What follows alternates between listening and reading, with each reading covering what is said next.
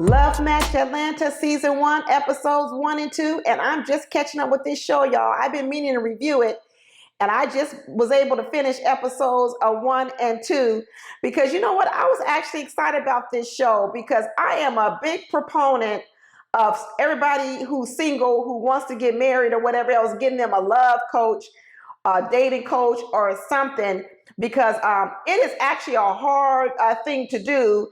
And a lot of people think they can do it on their own, and it's just not true. And I don't really know why people shy away from getting dating coaches or love coaches because we get a coach for everything else. I mean, we get a financial coach, we get a gym coach, we get mentors for our careers. We quick to go pay a professional to help us get something done that we really want to get done, get into college, do whatever else we need to do. But for some reason, people shy away from having a love coach or a dating coach. I don't know if people are ashamed about it or they're embarrassed about it, but it just makes sense to me, especially now. Things have changed in the dating world, and I think everybody needs a dating coach. So, you know, I just think it's overall a good idea. And this show focused on like 3 different matchmakers. You had the duo, which was Kelly and Tanya, and they obviously deal with sort of the high-end clients. They say they charge them like $25,000 to $50,000 to help people out. Woo, that's some money right there. And then you had Shay, who's more works with the middle class people, and I think she said her prices are about $5,000, and she does matches for you. They do coaching, they send you the therapist and all that kind of stuff. And then you had this other guy named Joseph. Oh, before Joseph, you got a girl named Ming, and she does the interracial dating coach. So I guess, you know, it's interracial dating. She does that part. And then you had this other guy who's Joseph. He does matchmaking, but he's more on the tech side, it seems, between like the dating app and databases of single Black people. So the whole show is around like them bickering and arguing over, you know, who's still in business for who's not certified to be in the business. I don't know about all that. But the thing I was most concerned about, to be honest with you, was what advice are they giving these women? And is the advice really good? So that's kind of what I want to talk about now. They had some people on the show, and you know what? Are they recycling the same people on these shows from all these different shows? Because let me tell you who I saw on the show. I saw Jimmy. I don't know if you guys remember Jimmy for Ready to Love. I forget what season he was on, a couple of seasons back, but he was a realtor. He was on the show, and he was like some event planner on the show. But on Ready to Love, he was a realtor, so all of a sudden he's popping up on this show. Then I saw that guy that, if you watch Put a Ring on It, I saw that guy who Shay was going out with on Put a Ring on It this season. And remember he had the little braids on? And remember when Shay acted a fool on Put a Ring on It and was going off on that girl, and she barely had the date with the guy? That guy was on there. And then, you know who else was on there? The girl from Kevin Samuels, who really made Kevin Samuels really, really big, where he said, you're average at best. The girl that came on there said she wanted a man who made 6 figures because she made six figures and she owned like a pet grooming business or something. And she said she wanted a man that was real high end. And he was like, ma'am, what you talking about? You average at best? That was the whole video that really, you know, broke it right open for Kevin Samuels. She was on this show. I guess the matchmaker, Joseph, decided he was going to take her on as a client because he felt sorry for her how bad she came off on that show and how he felt Kevin Samuels did her wrong. So he decided he was going to help her out. But let me tell you, she came on this show, and the first thing was she was sitting at the table with them, and I swear, y'all, you could see her areolas. And I was thinking, she has this grand opportunity to be different on this show than what she appeared on the Kevin Samuels show. And she came on here with her boobs all out and her areolas showing. I just thought, I was like, I don't know. She's not going to prove people wrong now. She's making the situation worse. But anyway, they decided they was going to clean her up and dress her up, and they put her on this whole, you know, gave her a whole makeover. And actually, they did a really good job with her. Her hair looked good. She looked way better than how she, you know, she started off, and they gave her a nice dress that fully covered her boobs because she's got big boobs. But I mean, she was like way too much show. They covered her boobs, and she looked nice. So one of the things she started talking about was, can I ask them up front what they do for a living? And the dating coach girl told her, listen, you know what, don't ask people that right away because that makes you feel superficial. I agree with that. I don't really know why that's got to be the first question people ask on a date. It really shouldn't be your first question. You should be wanting to get to know the person. And I know people think, well, by asking a person what they do, that tells you about the person. No, it doesn't, because a lot of people are doing things in their careers that have nothing to do with them. So I agree with the lady that says, hey, don't ask right away what you do for a living. She said, it makes it seem like you're not interested in knowing the person. Ask other questions. So I did think that was good advice they gave her on that question. But then they put her on, but then they had her like circle the room and they had these plants around, planted men, and she went around and talked to the men. And I'm gonna tell you, I did not agree with a lot of her conversation. So another thing that she said was, she said her age, I forget what her age was, maybe she was 38 and maybe the guy was a little bit younger. And the guy said to her, do you like younger men? And she says, if they mature, I like younger men. That's not what you say. I don't know why people don't listen to what their answers sound like. When you say something like if they're mature, that sort of has like a negativity to it. I mean, you don't really have to say it that way. You should say, age, I'm open to all types of men. Age is just a number, whatever. Keep the door open. But when you start giving qualifiers to shut the door, oh, if he's mature, it really does come off a little bit negative. It may be what you think, it may be what you believe, and nothing's wrong with that. Of course, none of us want an immature person, but it's not the answer you have to give. I wish women would think more about their answers and say, is my answer inviting or does my answer put up a wall? And when you say, well, I like them younger if they're mature, that's a wall. Let's be honest. And then he says, well, what do you, and then another guy said, well, what do you like to do for fun? And she's like, well, I like to go to a wine bar and drink wine with my girls. Bah, wrong answer. Well, if you want to go out with your girlfriends, why are you here?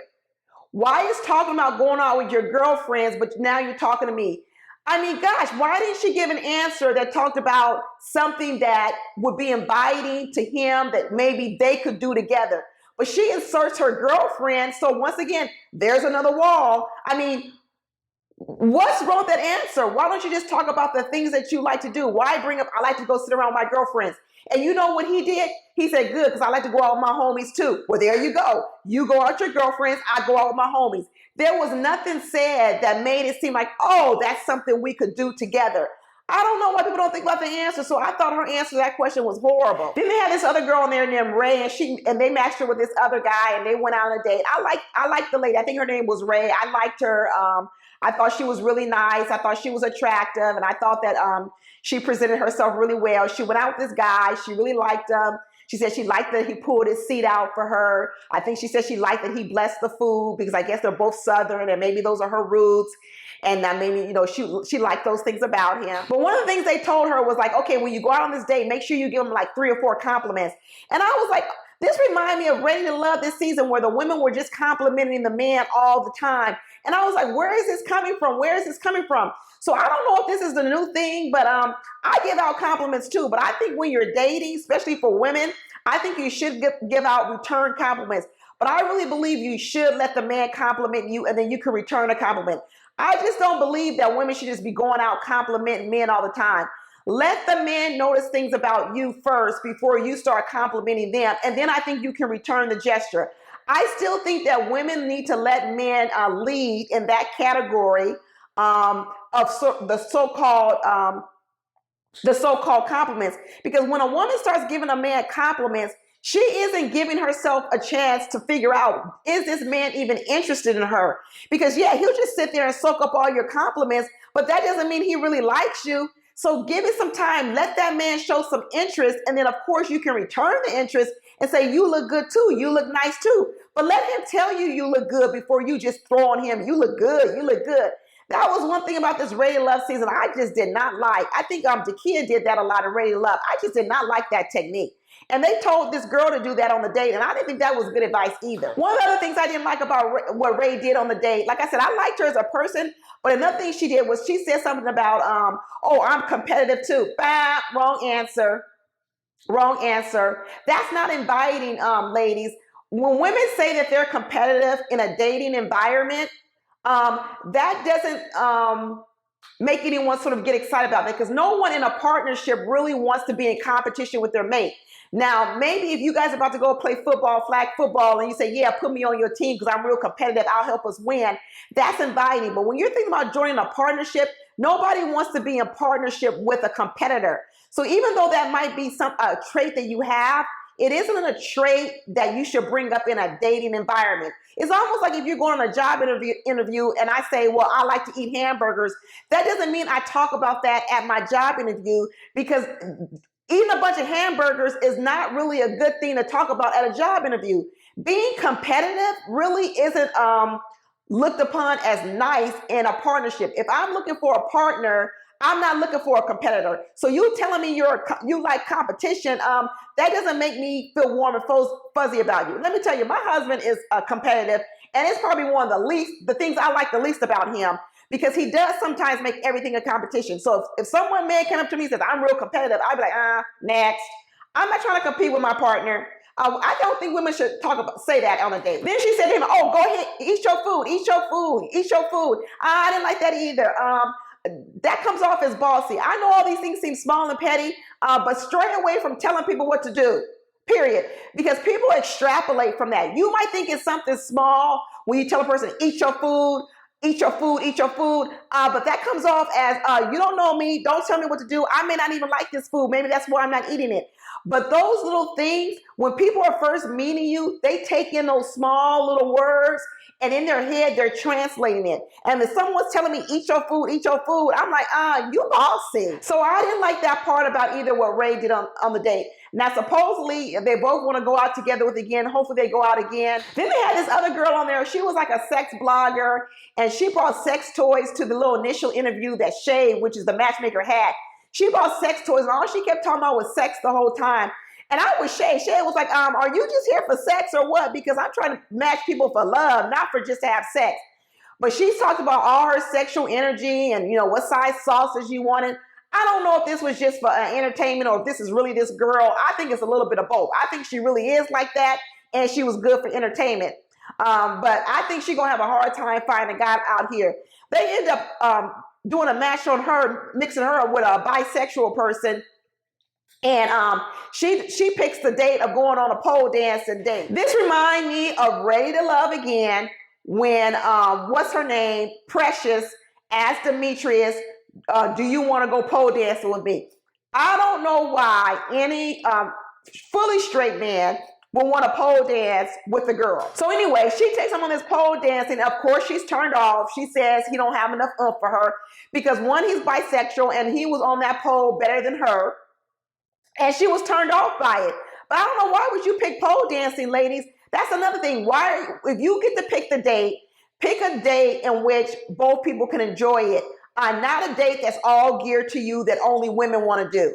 Men don't want to pole dance. Stop choosing that as a date option. Then she said she's a sex blogger, and she said men are intimidated by me because I'm a sex blogger. But nope, that's another thing I told them.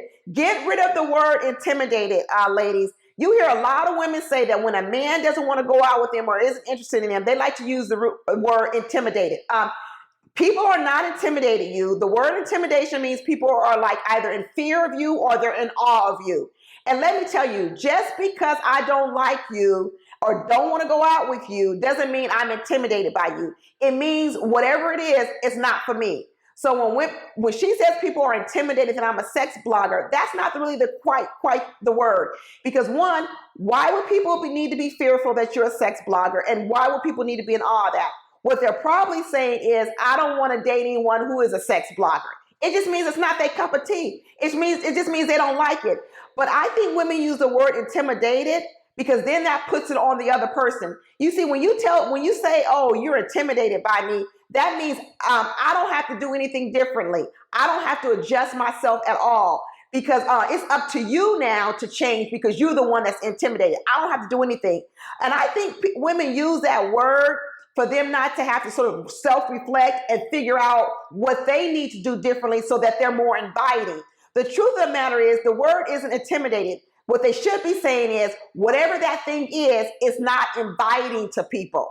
That's a whole different language. Don't say people are intimidated. Whatever it is where you think men are intimidated, don't say they're intimidated by you. Say that thing about you is not inviting to other people. Then you still have the decision. You either can become more inviting or you don't have to be. It's still your choice, but don't use the word intimidation. People are using that word all wrong out here. And it's actually making a lot of people do the same things over and over. And they keep trying to find a person who's so-called not intimidated. And that's not the problem. They need to figure out that no, there's a lot of people who are not invited, don't feel invited to what you're describing or how you're acting. It's not that people are intimidated. There's a lot of people I blow off and don't talk to. It's not because I'm not intimidated by them. That's not it. It's because I don't like it. And so I just turn away. But that's it, y'all. What you think of this dating advice they're giving out here? Do you agree with people need a dating coach? Anyway, I'm going to keep watching the show because I actually found it a little bit interesting. Talk to you later. Bye.